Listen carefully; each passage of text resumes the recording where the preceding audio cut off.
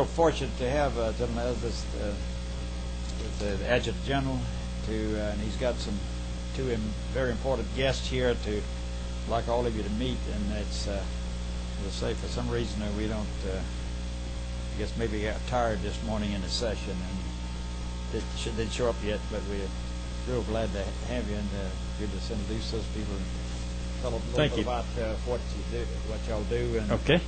And well, thank you, Mr. Chairman.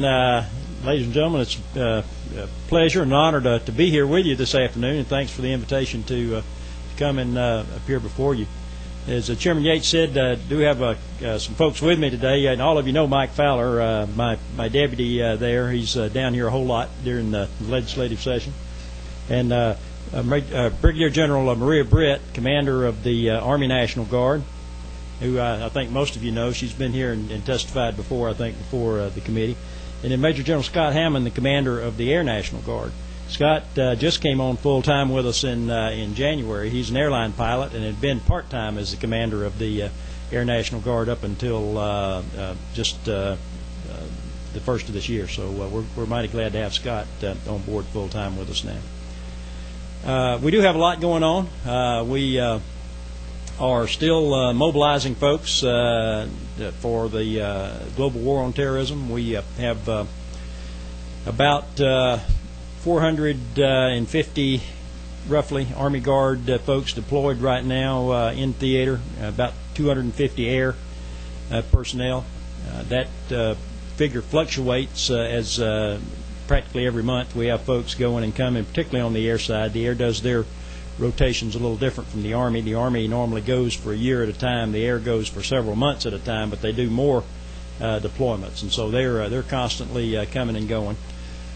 We've got two companies actually in theater there now. We've got a transportation company that's running out of Kuwait and running supplies all the way up through Iraq. And then we have a field artillery company that is over there, field artillery battery that's over there in a security role. They're not doing their field artillery mission. They're there securing critical sites and doing convoy security and that type of thing. We have an MP company that's on the way over there, and they'll be going over within the next month or so, and they will be guarding prisoners there at one of the prisoner of war camps within Iraq. We have also two what we call embed teams there now. They're trainers that are embedded with the local military or police within either Iraq or Afghanistan. We have one in Afghanistan now with the Iraqi National or the Afghan National Police, and we have a embed team with a Georgian brigade from the Republic of Georgia that is working in southern Iraq along the Syrian border now. And as you may know, we have a partnership with the Republic of Georgia under the State Partnership Program. So this is the first time that we have actually sent folks with their units that have been deploying to Iraq.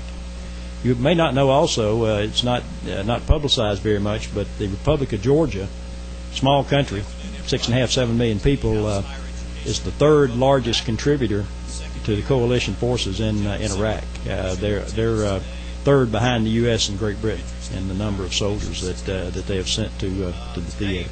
So they're a very strong ally. We have a lot of things going on stateside as well. We're still supporting the border mission, although that has downsized considerably. We've got 65 Army and 5 Air folks out there on the border now. That's down from about 170 or so. And they are still supporting the Border Patrol, doing various missions there that free up Border Patrol agents to actually go out and do more of the hands-on patrolling of the border there and making arrests. So we're still contributing out there. We don't know how much longer that's going to go. We've scheduled to end this next summer, but there's a lot of talk about extending that mission on further. We within Georgia, we are still positioning our units for success. We're still we are very successful in our recruiting and retention efforts. We have outpaced our recruiting goals for the last 5 years on the Army side here in Georgia. We are well over strength, and as a result of that, have been given new force structure. We picked up 2 brigade-size headquarters units and 5 company-size units just this past year, or in the process over this year. So that increased our numbers, our authorized numbers, by about 1,200 people. Our current authorized strength now is just over 9,000 on the Army side, and we have strength right now of about 10,475. So we're bumping up right on 10,500 in strength, which is still 1,500 people above our authorized levels. So we continue to do very well. On the air side, we're about 2,675. We have not been doing as well in recruiting on the air side. General Hammond is working on that, and we hope to get some additional resources from the National Guard Bureau. The Air Force has not resourced recruiting as the Army has, and so we have not had the resources that we need to recruit as well as we'd like to on the air side. But we're not letting that stop us. We're going to go ahead and divert some resources if we need to recruiting, because I think it's really critically important that we maintain our numbers, and we've proven that on the Army side. If you can prove that you can produce the enlistments, they send the force structure to go along with it, and vice versa. If you don't meet your goals on enlistment, they take force structure away from you. So I think it's critical that we get that strength issue fixed in the Air National Guard, and we'll be working very hard to do that over the next several months. We are, in addition to all of that, all that we're doing in the global war on terrorism, we still have a training mission and maintaining the readiness of our units. We're working very hard on doing that. It gets difficult sometimes because we're constantly in a mode of resetting our units, because they're all coming back from the war, and that puts everything on hold when they deploy. When they come back, they have schooling to catch up on, promotions, reassignments that would normally have happened during the year that they're deployed have to be caught up when they get back. The equipment, many times they leave the equipment they take with them in Iraq, or the equipment gets used up there, so we're in a constant state of trying to resupply, and we have not caught up on equipment. We're still critically short on a lot of items, nothing that would prevent us from doing our mission in our Homeland Defense mission, but we still work very hard on the equipping issues, and we are getting some help out of Congress and some help out of the Army and the Air Force now in fixing that. But it's still a constant struggle because of the op tempo that we are constantly in. And we also take our Homeland Defense, Homeland Security mission very seriously as well. In fact, in the Georgia Department of Defense, defending the homeland is our top priority. And so whatever else we're doing in the global warfight, we are making sure that we are in a position to defend the homeland and to protect the citizens of Georgia. We are doing that in a number of ways, and to include cooperation with other states. We have compacts with all the other states, and particularly those states in the southeast, so that we meet regularly and talk about the gaps that each of us have because of the deployments and that type of thing, and we make plans to cover down on those gaps and support each other when necessary. So you can feel good about our ability to respond in the event of a natural or man-made event that might occur here in the state. So with that, I'll just stop there and be glad to answer any questions that you might have. And if I can't answer them, these three folks behind me certainly can. Well, you're pleased with the Command-in-Chief's speech last night and the response. I thought that both sides of the aisle there did a pretty good job of responding at the proper time with the troops and Yes, sir. I was, and I tell you, we have not had, I don't think, any lack of support for the soldiers on either side of the aisle. I think there's probably been some debate over the strategy and the war effort and that kind of thing. But in terms of supporting the soldiers, we've seen that pretty universal.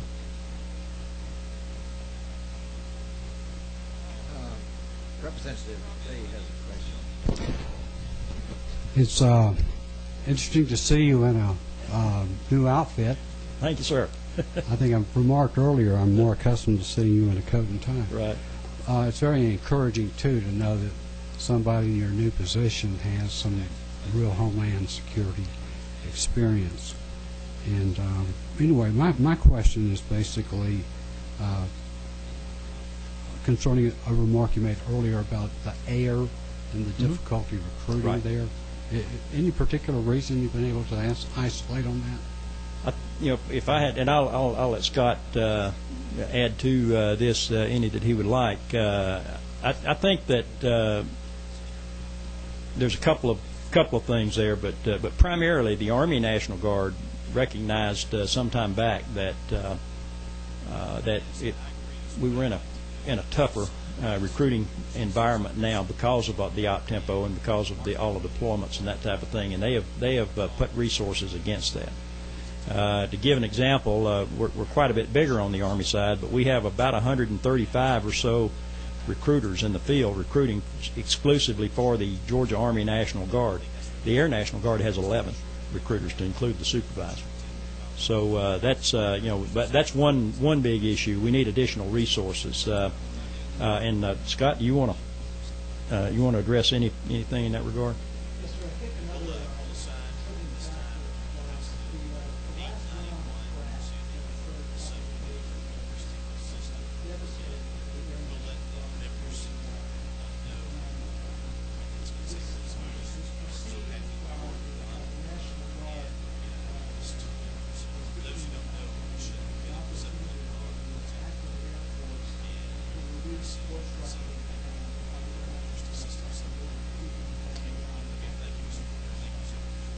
what happened during Iraq was that every state was required to make adjustments to it. And that caused us a problem in recruiting states because for the better part of a year and a half, we had commanders that weren't sure what positions they were recruited to because they weren't sure what their authorized state was. So we were in the state of flux. There were a number of units, for example, that knew that they were going to be drawn down in size, and we didn't want to recruit people in if they were going to be putting people out the door to draw down. And that had contributed nationally to it. And on the back end of the reset right now, we should be having all of those numbers established in April. And so moving to April forward, all of our commanders will know exactly where they stand with respect to the personnel that they have on hand against the personnel that they're authorized. And that'll give us a little clearer roadmap. I think we should add, too, that although we're having a little bit of difficulty recruiting, it's not in the enormous numbers. We're expecting our force structure in April, and the reset numbers go down to 96. So we're just fractionally below what we need to do. But it's tough. And I think part of our struggle, to be honest with you, is that the Army National Guard is so successful in recruiting, and in some cases we're competing with some bias. And the fact that the Army National Guard is able to draw a lot of people to their right is really important in terms of the practice of seriously. It's complicated by the fact also that the Army National Guard is not allowed to expend any resources toward recruiting for the Air National Guard. The blue money and green money, they call it, don't mix, and they will not allow the Army to support the air in that regard, and I think that needs to be fixed, and we're working on that. I think that there are ways that could be solved, and we continue to work at the national level because we, with the recruiting force we have on the Army side, we could fix the Air National Guard strength problem very quickly if we had the authorization to go out and recruit for the Air National Guard across the board. Sounds like the House and the Senate. Yes, sir.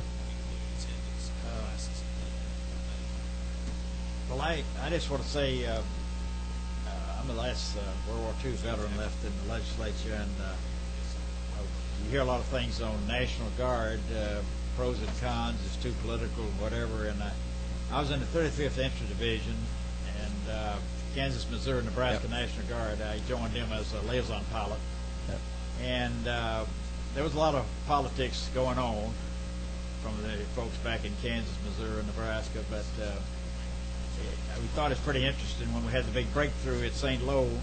General Patton picked us along with the 4th Armored Division to lead the parade across France. So I guess that had to be a plus, and that I don't think we could have won the war without the National Guard, because when you count the number of divisions there, it's just outstanding, I think. Yes, sir. Can't fight with success, I think. Yes, sir. But I think that was my experience in the war. Say I was not in National Guard beforehand, but I joined them as a pilot. Right.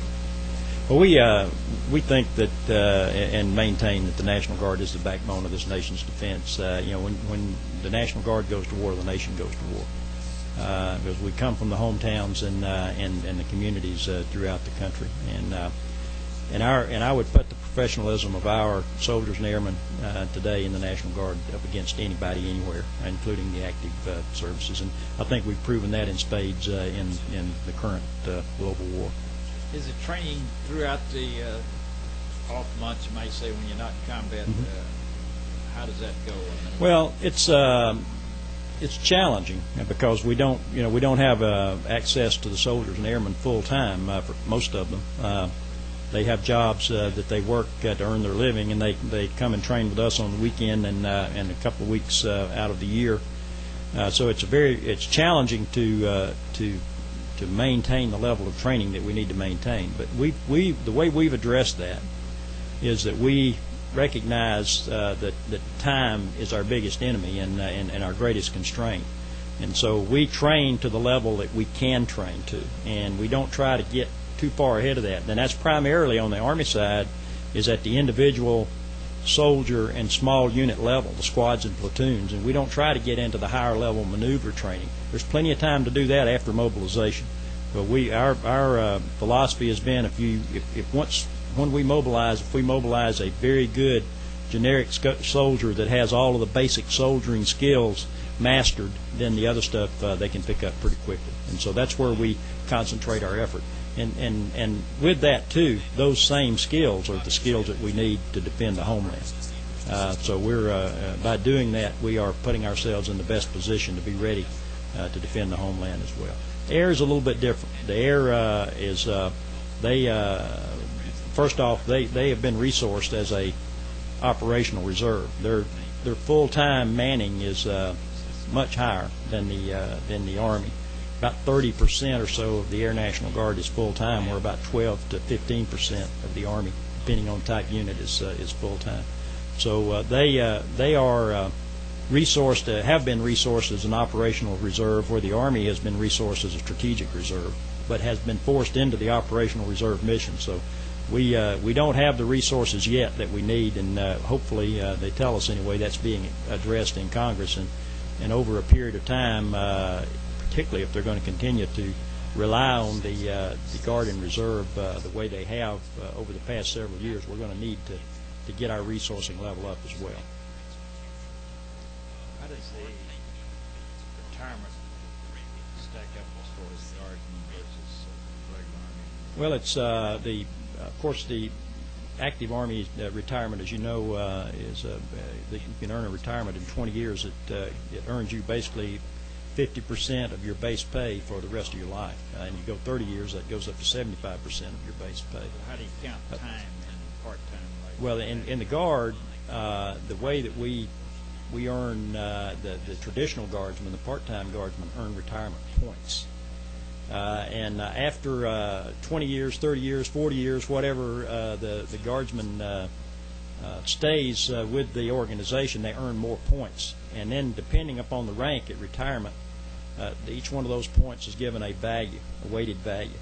And that value is placed into a formula with the soldiers' pay, and that determines what the pay is. So there's not an easy answer to that. It's a complicated formula, but suffice it to say that the more points that a guardsman or a reservist has at retirement, the higher his or her retired pay. So it rewards additional active duty. You get 1 point for every day of active duty, and you get 2 points for every day that you drill in the Guard, and that's the way the points are awarded.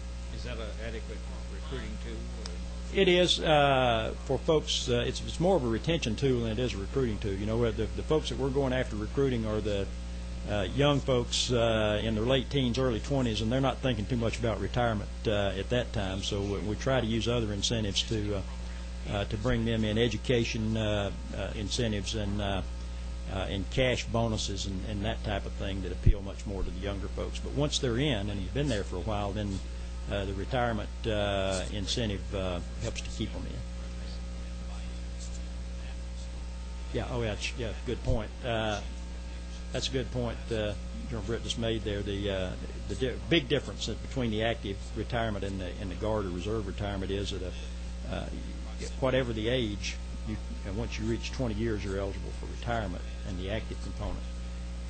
You can earn a retirement with 20 years in the Guard, but you cannot actually begin to draw the retirement benefits until you're age 60.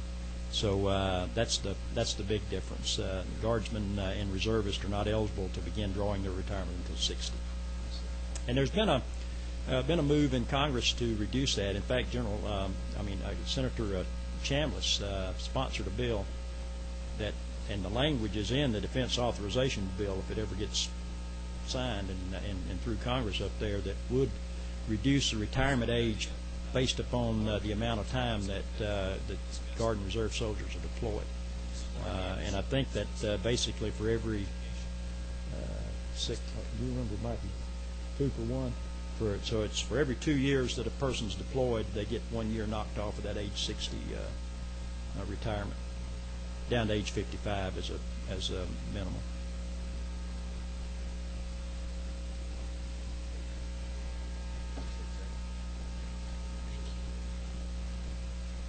Just General has just asked questions. You got any questions about as General, as you know? And I just appreciate what you do, General. Thank you. Thank you, sir. this is Representative John Munson, Henry County, and other places. Well, it's very interesting what you say. Is there anything else you want to tell us about it? Anything else you think we can do on this? We get served up all kind of bills, and they asked me for my advice on them and whatever, and I had one this morning. I just wondered how it grabbed you. The bill was to give, and I didn't like it because it's mandated to the school systems that to give a, I didn't say honorary, it said high school diploma to any soldier, sailor, whatever, that had served in any of the conflicts. And it looked like a little bit much to me that somebody went to Grenada for 30 days, somebody served in Korea for 5 years, that all of them will come out equal. And I told him that I think this thing needs a little more thought. You got any comment on something like that? I'm not familiar with that. But I'm just the idea of in this time and age in war, as we all know, they appreciate soldiers right. a lot more during a war than any other time. Is that all of a sudden everybody wants to do everything, right. And you look like you're not a good patriot if you don't support everything that comes up. And I think that belittles right. people who have done a lot more. And I'm not for just advocating everything that comes up. We got a bill today that I think has merit, and if you're still here and want to comment on that, when we got a quorum now, and we'll be hearing that whenever y'all get through. But is anything out there that you know about that we should be addressing that we're not, or are we gone too far in some areas?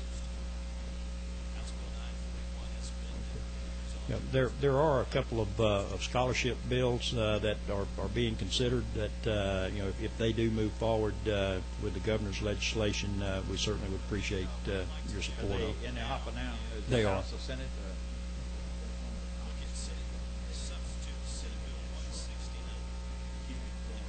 Okay, give me the information on that, then I'll pass it on. Well, I think over the years, and I didn't use it too much, but I mean, of course, the GI Bill and World War II was very popular. I think the country came out ahead on it Yes. because you had people that really were leaders and everything coming out of these colleges and universities and so forth. Not to belittle the technical schools, somebody, I think the speaker made a comment the other day that everybody's not going to college, Right. but the people that finish these technical schools, boys, financial and every other way, they come out about as well as anybody else. Right. Because you can't fix the things out there. They don't work. It's bad. The other two generals would like to have any other comments? I said the general needs to shine up stars a little bit. I walked up to her the other day trying to be nice, and I said, Colonel, and she said, now General. Yeah. And I said, dumb me, I can't recognize a star when I see one. But it's such a delight having y'all aboard, and as I say, I had 5 boys in our family, and all of them served in the Army. Yeah. I won't tell you how far back. I said, well, I should tell you. One of them wanted to get in the Army Air Corps, but there's no spot available, so we went to the Cavalry in Fort Oglethorpe, Georgia. Horse cavalry, and and Hitler's over there shooting up everything, and it's kind of funny. They rode their horses down to Fort Benning and turned them in for World War I tanks. And it's good that we came along and did a little better. Just visited up to Fort Oglethorpe just a few weeks ago. They've got a nice museum, Cavalry Museum up there. Oh, well, in that's fact, good. I'd love to see well it. worth the trip up there to see. I'd love to see it. Just if I could just briefly tell you a little bit about our two commanding generals here. They are both military academy graduates. General Britt graduated from West Point, and the 4th class that accepted women into West Point.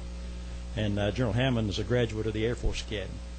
So both of them have long and distinguished careers in their various services, have commanded at every level and served in key staff positions. So we're indeed very fortunate to have them in our National Guard. Well, I had never been to West Point, but I used to go see the Air Force. I played football when I lived in Denver. It's a beautiful place out there. It is. Got any questions for these ladies and gentlemen? No, sir, I don't, but I've enjoyed traveling with General Nesbitt Yep. to Fort Stewart several times. Yep. And I want you to know for the record that Colonel Williams does a phenomenal job. Yes, sir. Thank you. Frank is a heck of an individual. He is. We're very blessed to have him. Yes, sir. And have y'all support him. The Youth Challenge Academy is truly an asset to our state. Those individuals are trained. We appreciate what y'all do. We know it's not easy to babysit kids with no corporal punishment. Yeah. Although I do enjoy the process of waking them up 2 or 3 hours before daylight for a nice exercise and jog. It seems to Right. Yeah, they have don't. a sobering effect on them. They don't seem to have enough energy left over to get in trouble down there at the end of their day after they first arrive. General, with the training officers you have attached to them, I understand that. Yeah. So, but y'all do a great job. Thank We you. appreciate what you do. Really. Thank you. And those are great kids too that come out of that program. We are indeed proud of it. It's one of the most successful programs for youth at risk in the country, we've been at it for 12 years now, and have graduated 8,000 from the course. You may want to one day tell the whole story. I think it's not one of the most successful. I believe you were one of only 3 states who were issued the right to open the second academy. Is that correct, sir? That's correct. And that was because of stellar performance by y'all down there, and we do appreciate that. And the real success comes from the students and how they go on to achieve after they leave that program. We have doctors, we have professional people, we have several military officers, graduates of the Citadel, all out of our Youth Challenge Academy, and these are kids that were headed for prison, and we got them in time to turn their lives around, and that's the real success of the program is intervening at that critical time between the ages of 16 and 19 after they've dropped out of school and getting them back on track. General, we appreciate it, but I will give you a quick story, Mr. Yates, Chairman Yates, if you don't mind. Our state court judges keep a group of Youth Challenge tapes in the attorney's room there. So whenever they get a wayward youth that they feel would be a good candidate, first they scare them to death. And the solicitor will explain to them about what it's going to be like to serve time in prison. And then I show up and explain to them I might be able to talk to a judge and to let you go to Youth Challenge if you're willing to do this. And I show them the tapes of everybody marching. The last one, I was afraid the boy was going to have a heart attack as he sat in the chair with his knees knocking together crying. He didn't want to go to prison. He really didn't want to go to Youth Challenge either, but his mama finally persuaded him that of the two, that was the best choice.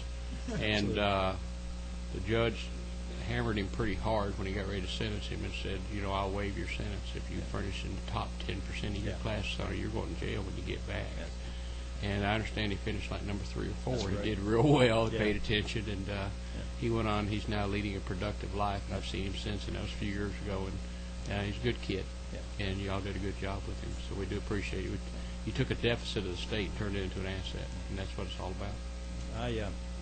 Every time I have an opportunity to speak in a civic club or wherever, I normally mention our Youth Challenge program, and almost always at the end of that speech, somebody will come up to me and tell me, you saved my child's life or my grandchild's life or some other with this program. And it is certainly very rewarding. And as you mentioned, it doesn't come without its cost, but it is a extremely rewarding program for us. Yes, sure it is. I was privileged to speak to the graduating class down at Macon City Auditorium. Yep. And the young lady sang the national anthem was from my hometown. Okay. It was good. And then I went down to Fort Stewart and ran across Clark Howell. And I looked at him and I said, Clark, you've never been in battle, but you got more fruit salad on your chest than I had with 3.5 years of war. And then he introduced me. We went out to Fort Mac and had the Georgia Defense Force out there, and he's quite a guy. Yeah, we're proud of them too. They do a great job for us. Yeah. We've got the Air Force here. How's our completion of duty? At one time, the Georgia Air National Guard had the highest percentage of completed missions of any Air Guard that was being deployed. Are you guys still running up in the high percentages?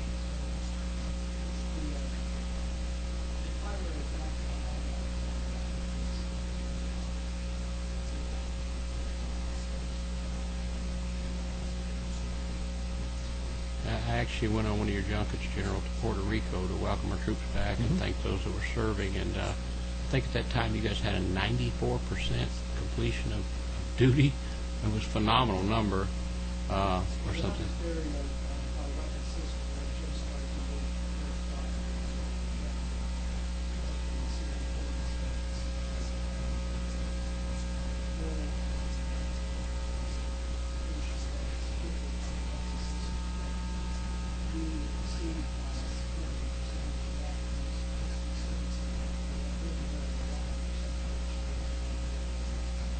We appreciate that. I did appreciate the fact the plane didn't go down as we flew in the back of that garbage truck, too. C-130 is a real pleasure to ride in, General, you know. Yeah, as long as you keep your earplugs in. Keep your earplugs in. That's right. Thank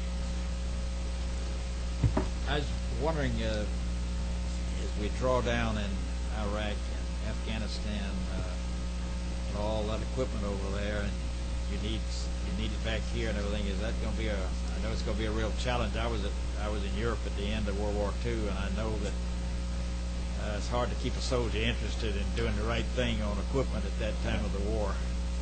Well, Mr. Chairman, my personal view is that a lot of that equipment that's there, we don't want it back. It's pretty well used up, and I think that probably what will happen as we leave and the Iraqi Army units stand up, that we'll probably turn a lot of that equipment over to them, and hopefully we'll be able to get new equipment to replace it when we come back. Well, we sure appreciate y'all being here, and yes, sir. If we're going to have to go into our hearing of this bill now, and we'd be glad for you to stay, or you can leave. You got other places Okay. you need to stay, and you're welcome back anytime. Thank you, Mr. Chairman, and let me just say that we do appreciate your support and that of this committee for the National Guard.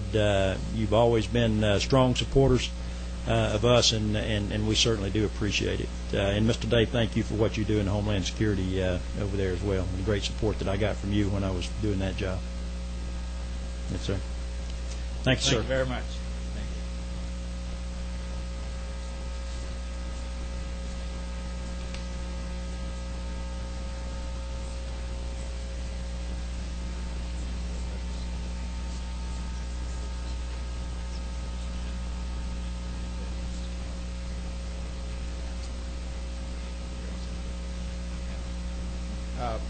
At this time, ask Representative Hamilton to tell about his bill and introduce some special people he's got here to speak on it.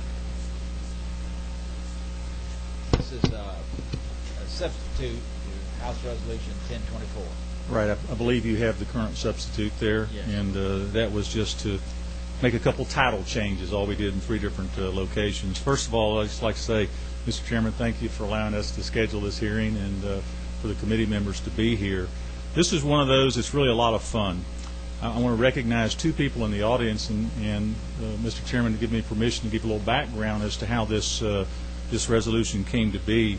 Have a couple of my constituents, Josh Altman. Josh is a 17-year-old honor student at Sequoia High School in Cherokee County, and he approached me back in the fall. I happened to work next door to where his mom works, and he asked me if I would be a project facilitator on a honors program that he had there in high school, and I agreed to do that. And when we first met, it became very apparent that he has a real interest in, I'll call it politics, elected officials, the whole legislative process. And so he said that's kind of the theme that he would like to take on. And as we went through some of this, we determined that the creation of an appropriate resolution would be something that he would like to do for this class project. And of course, we didn't know exactly where it would go. So upon that, he went home to speak with his parents. And of course, his dad, who's also in the audience, is Sergeant Dave Altman, first class. Dave has 4 years of Army active duty in the 7th Special Forces Group. He has 8 years in the Army Reserve with 11th Special Forces Group and 8 years with the Army National Guard, the 20th Special Forces Group. And so his dad told him, he said, well, let me just present a problem to you, and you can see if you can help solve it with this resolution.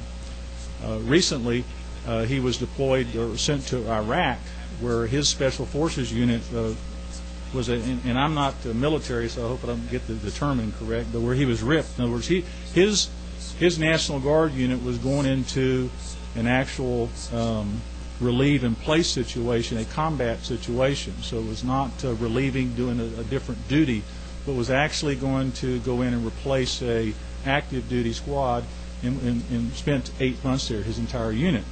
By the way, this was the second time that he's had combat tour. The first was in Central America.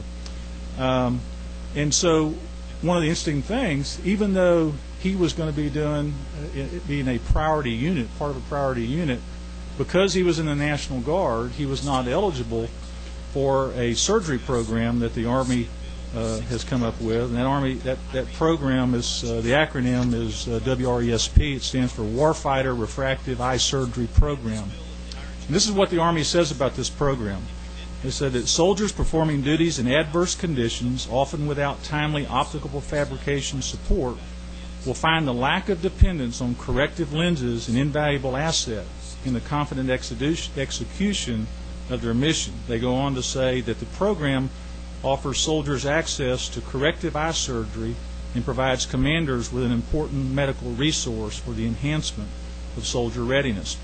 And so simply because he was in the National Guard, he was not eligible for this program, even though that the Army says that this is a very valuable program if you're going to be in a combat situation. And so what we've done is we have created an urging resolution that changes that a little bit.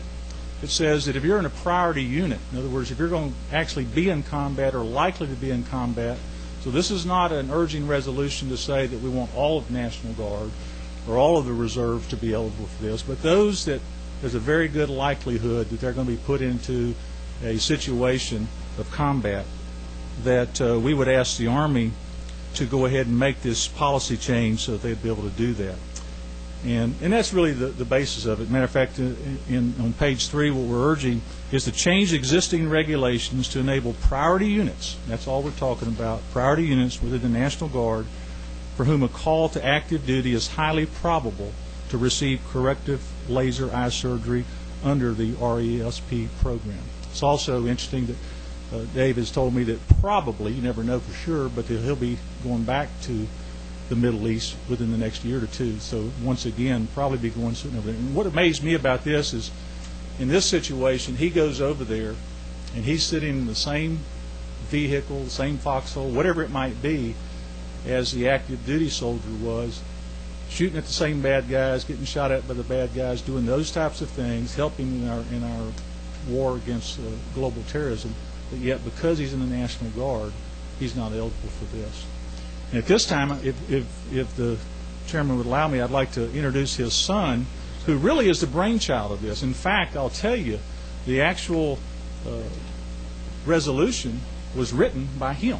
He took copies of other various resolutions that were on the internet, met with his dad, went through that, took some correspondence, and actually came in. And all Legislative Council did was just put a few little commas and things that made it more appropriate. And so if it's okay, at this time, I'd like to introduce Josh Altman and turn it over to him. Come on up, Josh.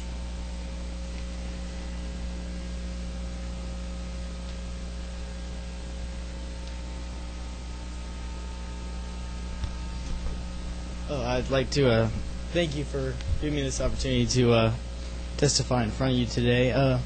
I come before you today to advocate the passage of this resolution because I believe it embodies our commitment to the well-being of our fighting men and women and the service of our national interests, and because I wrote it.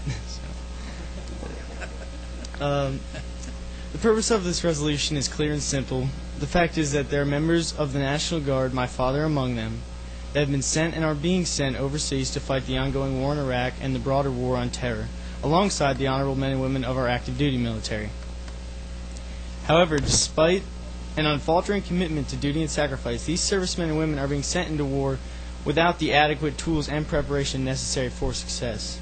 Current regulations have created a dilemma in which soldiers activated from the National Guard to active duty status are being denied a procedure which will enhance their combat readiness, yet are being asked to accomplish the same objectives that their full-time active duty counterparts are being asked to fulfill.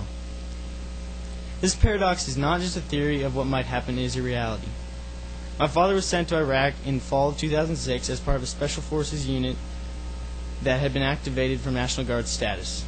He had requested the LASIK procedure under the Warfighter Refractive Eye Surgery program, knowing the potential benefits it could bring to him in the harsh combat zone of the Middle East. Now, I'm grateful that despite not receiving this procedure, my father and the men he served with were able to carry out their mission. But without access to the procedure, they were made to deal with ineffective and burdensome corrective eyewear issued directly by the military that posed a significant risk to my father's ability to function in combat, and if no changes are made, perhaps another one of our fighting men and women might not be so fortunate. Why, though, has such a policy blunder not been corrected? It is beneficial to recognize that there's a broader fundamental problem going on here. There's been a great deal of controversy over recent years about the treatment of National Guard soldiers and their role in the global war on terror. From arguments regarding adequate time off to treatment following their return home. Despite these issues, I do not believe that their cause lies in a military bureaucrat's desire to mistreat the National Guard. The cause of these problems lies instead in what I believe is an outdated relationship between our National Guard and the active duty military. Like many national institutions, the way in which the National Guard is dealt with is a relic of the bygone era, in which the National Guard stood ready to respond to a domestic crisis, but did not have as great a role in affairs overseas. Because of this, policies and regulations were put in place that put the National Guard on a second tier in funding-wise to the regular Army. Not because of anyone's mean spirit, but because it is financially impossible to grant entirely equal funding to both active duty and National Guard armies. This was obviously a matter of common sense. But the world has changed since the current system was put in place. Global war on terror has created an unprecedented demand for the utilization of National Guard units. Despite the new role, however, the old system remains. Therefore, National Guard soldiers are more and more frequently being asked to perform the same task as active duty soldiers while being treated as less than equal. This resolution before us today is but a small step in changing this system, but perhaps it will bring attention to the broader fundamental deficiencies in the National Guard active duty relationship. Of course, though, however, there are a few details that accompany this change in policy that are cause for concern. The biggest of which is the question of funding. The refractive eye surgery program is not a cheap one, and this obviously is a reason for limiting National Guard access to it. However, an important detail to note about our proposal is the identification of priority units within the National Guard, like my father's Special Forces unit, for example. We realize that reality dictates that it would be financially difficult to grant access to the entire National Guard, but by identifying who needs it most, the program can be delivered in an efficient and effective way. I do not believe that there is any doubt that this war we are fighting in is a new kind of war. We stand in opposition not to a great army representing a powerful state. Rather, our enemy is small and our enemy is quick, and our enemy resides in the shadows of this world. Those who seek to destroy us have the ability to run and hide without borders or the encumbrance of civilized regulation. Our own military is unequaled in might, yet in this new war, unlike the battles of the past, the value of brute force has diminished. In this war, the devil is in the details, and our success depends not on our ability to beat the enemy into submission, but to see the enemy's weaknesses before they slip back into their hiding places, to see where they are most vulnerable and where application of force is most effective. And perhaps more importantly, we must always see clearly our purpose. We must recognize the necessity of vision in this war, both figuratively and literally, if we are to achieve success against the threat of global terror. And thank you for giving me this opportunity. Thank you. Anyone have a question of the gentleman? Good afternoon.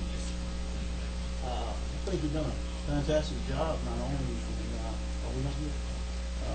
done a fantastic job not only with the resolution itself, but also the presentation itself. I commend you for that and your parents out there.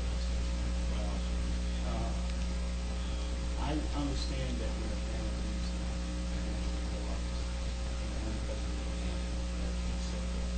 there are many things that you put in that is not relevant for those soldiers or men when they call them. But I do have a couple of concerns with the resolution. And one of the concerns, obviously, you said about funding. And somebody else should be I can answer any question. I'm well versed in the details of this resolution. Representative, hey, answer the question. Okay. One of them is funded, and we did talk about several measures.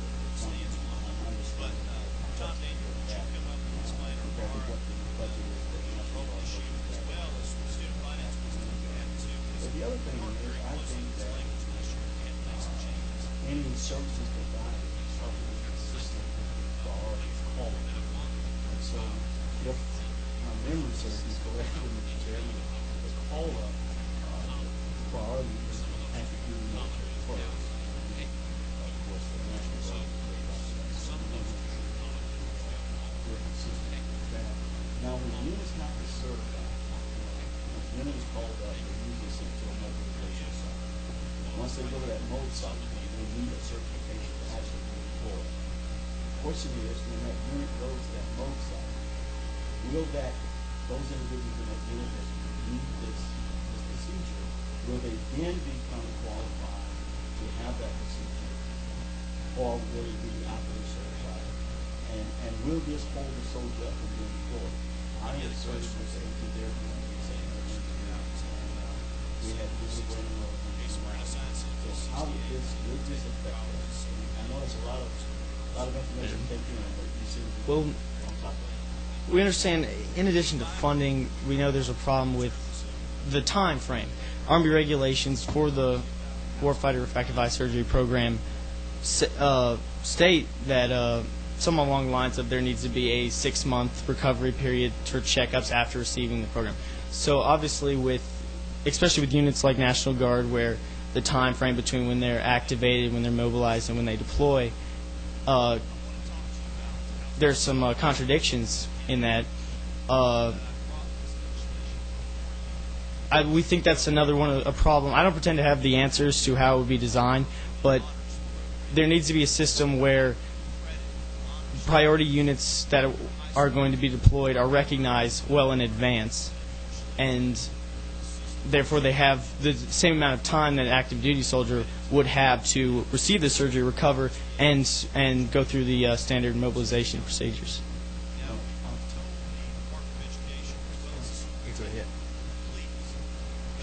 I guess that concerns me. Not only are we holding soldiers back from deployment based on the availability of their procedure, we are also holding soldiers back based on the recovery time. So if I was the unit commander, if I was in the field, I was called to support every soldier's to the unit. And so I guess that language is what concerns me. I support what you're trying to do. I want you to know that. And I totally support National Guard being considered. But I do have some concerns about the delays and deployment.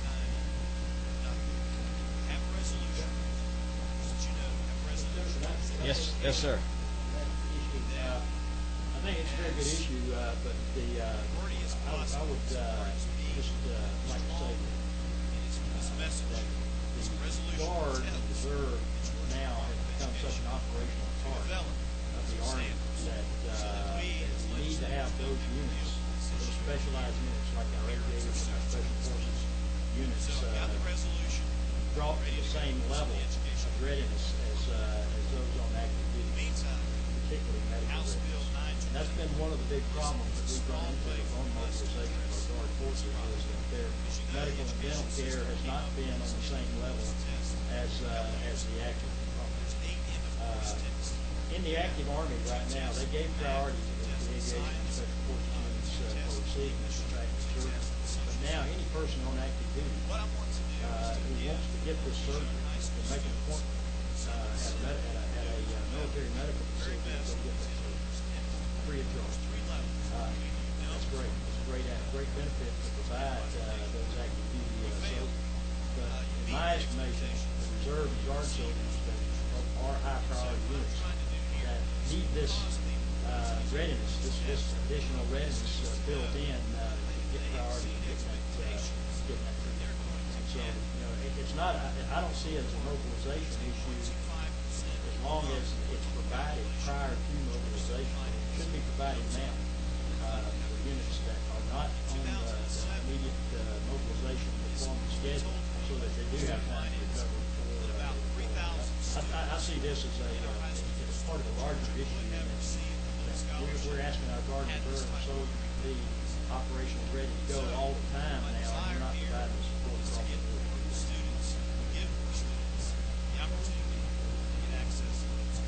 Yes, go ahead.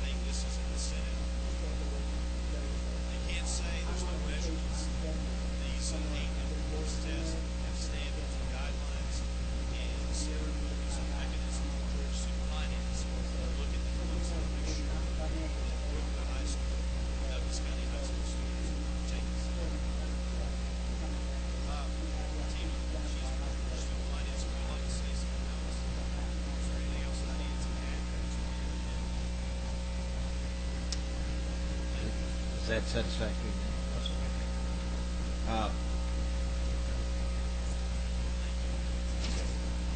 Is anything else the general would like to ask to this? Do you think that this bill is ready to go? This resolution, it's because it's urging resolution. We are urging Congress to, and I understand the representative has already talked to 3 congressmen. That's correct. We've supplied this to Congressman Linder's office, Congressman Steele's office, and Congressman Price's office. Although they have not said that they can make it happen, they've all thought it was a very good start and something that they definitely needs to happen. And I think that what was said also, I want to reiterate that also, in talking with the of Josh and Dave, it became very apparent that the concern over deployment and the time period is a very, you'll see there's some wording in that, but as he said, they know in advance typically when these special units or priority units are going to be deployed, and so there's probably nothing that couldn't work out to go ahead and predict those, and if they're going to be in a priority unit, then go ahead and have that surgery done so that the recovery period is adequate. And that's one of the challenges right now. If they're called in for a 1-year service, well, obviously it's going to be very difficult to have the surgery done at that point and still be able to have the recovery period and then go to the special area. And so why not just recognize that they're going to go there? And again, I think the resources we all know are very limited. But this is not, again, the whole National Guard. It's made available for understanding to all active duty personnel. All we're trying to do is say people that are in priority units. And stop and think about that. Your guard was over there. We heard that was very moving testimony of that. And to think that simply because he's in the National Guard, and yet he's doing the same thing that our active soldiers are, active duty soldiers are, just really ought to cause you to find a way that we need to change it. And that's all we're doing. We're urging that the Army, the Surgeon General, and the Congress take this up and try to with that out. Thank you. We have Representative Abrams has a question, and then Representative Day. Actually, I wanted to make two comments to Mr. Altman, is it? Yes, ma'am. I would actually express my condolences to Representative Hatfield, because when you get ready to run for his seat, I think you will have a challenge. But I would like to commend you and would like to recommend that upon what I assume would be a favorable passage, that this be transmitted to other states, to their Defense and Veterans Affairs Committee, so they can consider the same legislation. I think this is well worded. I understand Representative Blanton's concerns, but I do think in terms of prioritizing our funding, preparing every single person that we ask to serve, preparing them both mentally and physically, but also providing adequacy of preparation is an incredibly important endeavor. And I think this language really does take into consideration the fact that we do have this obligation. This is no longer simply a matter of giving someone an extra benefit, but this is an obligation, I believe, that we've taken on ourselves by encouraging and by requiring our National Guard to serve as often as it serves. I'm originally from southern Mississippi, so we have Camp Shelby, we have Keesler Air Force Base, and we have a very active duty National Guard that's been on rotation for years now. And so I strongly applaud your introduction, and at the appropriate time, Chairman Yates would love to be recognized for a motion. All right, thank you. Let's hear from Representative Day first. Well, actually, I'm just going to say at the appropriate time, I'd like to be recognized for a motion. Yes, Representative. Yeah, I think that one of the things, again, I like what we're trying to do, but what I have concerns with, and I would like to recommend that we look at is a procedure that without interference to the court. I'm with you as far as the 5-year search to go forward into the National Guard. I'm even with you, let's do it now. But at the beginning, I just have concern with this kind of anything relative to a deployment. I'm thinking like a commander on the field, and so I have to voice some concern with that. Now, if a prior unit, you said you got a year out. If you were active duty unit, you got alert orders for deployment on Monday, then you're gone. And so if we're talking about bringing the reserve, the National Guard up to the same level of authority and the same respectability as the active duty, then that entails that as well. And so we have to be ready to go, and we can't put any language in my opinion, that would preclude a soldier from being called to go to war tomorrow. So my recommendation, Mr. Chair, would be that we would consider some language that would give us what we're trying to do, and that's a recognition of the National Guard's procedure, same as active duty, without regard to deployment. Well, one thing I'd like to say about that is, like my father said, there is a significant amount of prior planning before they send a unit in. Barring a crisis, we wouldn't be calling up units just off the cusp. There's a set plan. My father's set for rotation in the next 2 years, and that's plenty of time to be able to carry out this program. I beg you, we're trying to get National Guard in the same deployment status, the same respectability of our services. In employment, people who, even though he's in a year and a half window, people actually get orders to deploy right now. They want people to go home and open up and have orders for deployment. So I hear the argument, but I have to be consistent in where I stand.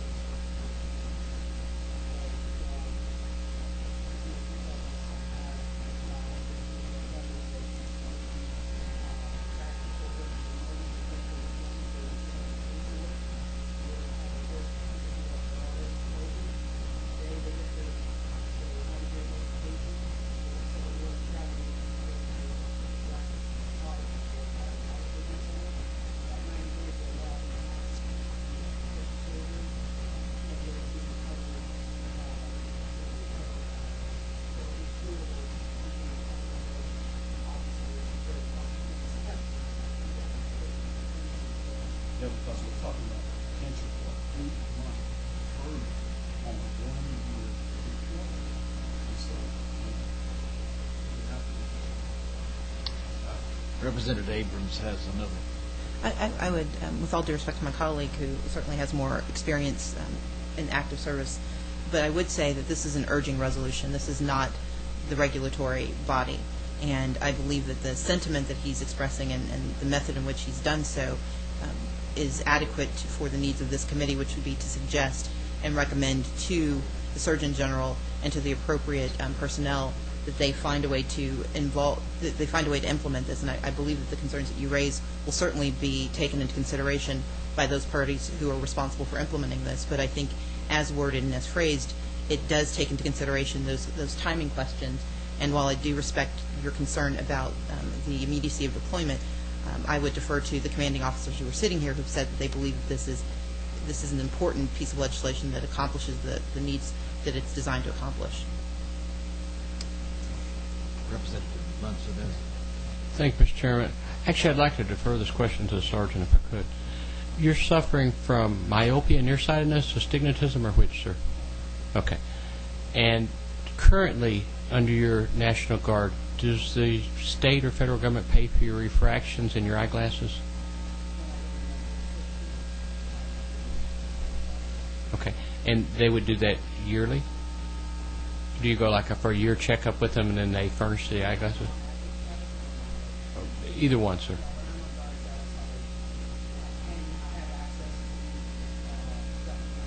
Yes, sir.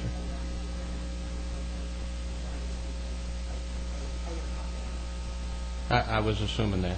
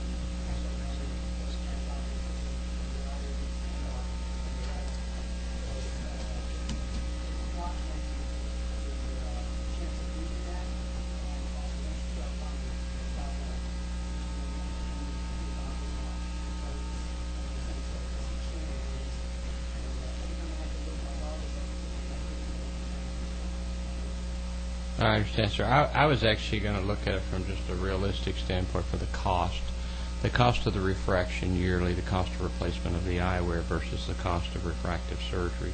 I've actually had LASIK and Arcade cornea transplant and lens implants. So I understand what it's all about. Do I? I didn't get a brain transplant. Thank you, Chairman Burke. Although I should have had one available. But I can tell you that for 10 years after RK and LASIK, I didn't need glasses. I wear these now only for reading, and it's a wonderful deal. Now, of course, it's not forever, but it will get you through your term of service in the National Guard. We can send you home without them and with poor eyesight again, but we can get you through the 4 or 5 years with refractive surgery. Yes, sir.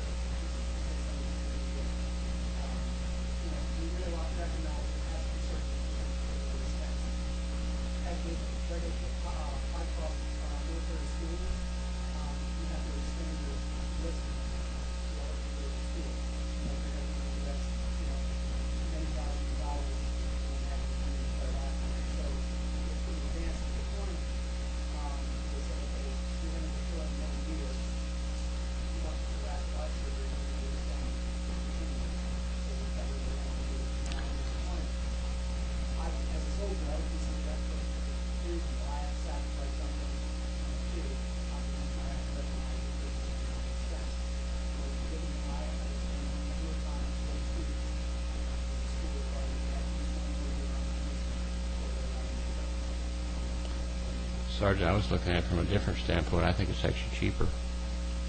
By the time you calculate in the cost of the eyewear, refractive treatments yearly, replacing the lenses, replacing ears when you damage them versus refractive surgery, which on a military base couldn't cost with a true cost of more than $100 per eye probably, versus a couple $100 you're going to pay for everything every time you change them. So to me it's completely logical. But I appreciate your time. I appreciate your son coming up here. You got to be real proud of him. And we appreciate what you're doing for your country. I don't think I've ever attended a hearing with more active participation here. We've got everybody given that say, and I hope that we come up with a reasonable solution here. I'd like to, I guess, hear from the representative who presented the bill and the generals as to what you think at this point after we've hashed all of this over. Well, obviously, as this was brought to my attention, I can assure you this has been vetted out tremendously and very deeply by both the Altmans over here. And although I do agree that you can find some criticisms or some potential problems in all of this, I think, again, we come back to it's an urging resolution. All we're trying to do is go to the powers that be. I know in my discussions with Mike Fowler, talked about that, they're excited about this, but they think that we can take this and truly take it and try to affect some change. Agree with the other states. I think that's what they're going to do.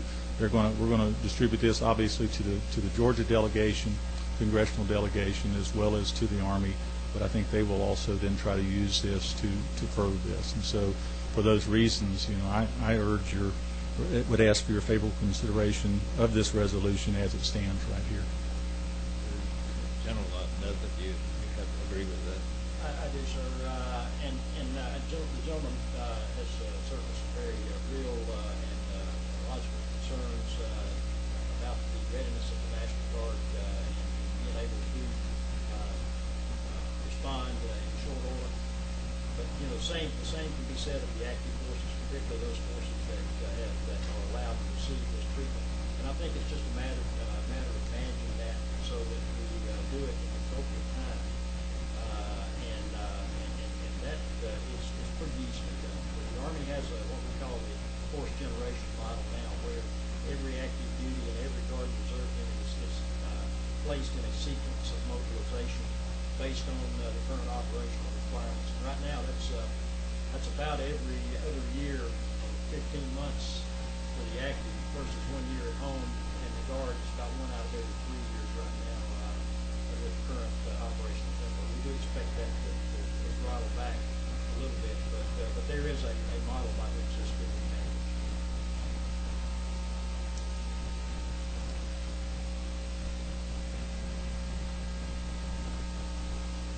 managed. Mr. Chairman, if it's appropriate, I move do passed on substitute. Second. You've heard the motion and the second. Is there any discussion at this point? All in favor, raise your right hand. Opposed? Thank you for your strong support for something that I'm real pleased and honored that we had such strong support from the military today, and glad to meet all of them and glad to look forward to working with them. We do have a couple of housekeeping things to do before we adjourn. Mr. Chairman, thank you very much, and members of the committee. I appreciate all the information. And Representative, I agree. Maybe we can get him to move out of Cherokee County, my district, because when he turns 18, you know, in fact, I think that's what when he talked to his dad as, hey, you're one of my future constituents. So I think he does have plans, and I'm obviously very proud to represent some people like that. And I think it's also, sometimes we talk about our public education system. It's great to see. Obviously, they have a great family life, but our public education system is going to produce some great students out there, and I'm honored to serve them. We legislators are always looking for aspiring, sharp young people in somebody else's district. Representative Hamilton, thank you as well. Thank you for pointing us. I just have a couple of items here I wouldn't want to let the time go by without thinking about Dan Lackley, our departed friend, who was vice chairman of the committee, and as a result of that, the Speaker has promoted Alan Freeman to his position as Vice Chairman and Tom Sellier as Secretary. And unfortunately, the other thing I want to say is, I don't know how many of you heard about Tom, but he's in a bad way right now medically, and we all will think about him in our prayers and wish him well. Glad to have our Hawk here today to give us a quorum, Mr. John Lunsford here, who's always ready to pull my chestnuts out of the fire, and we're glad to have him. And I thought it was a good session here. We want to recognize our new intern over here, Tom Andrews. Also is in the National Guard, so let's give him a round of applause for that. So we're real lucky today that we got an expert here with us. You appreciate that, Mr. Glant, Representative Glant. Is anything else come before the committee? I'll have a motion for adjournment. We are adjourned. Thank you, Chair. Yes, sir. Pretty good meeting, wasn't it? There's not a substance in here, wasn't it? I appreciate y'all's fine questions and everything. Y'all did a great job there. It's good to have old Army folks in here with us.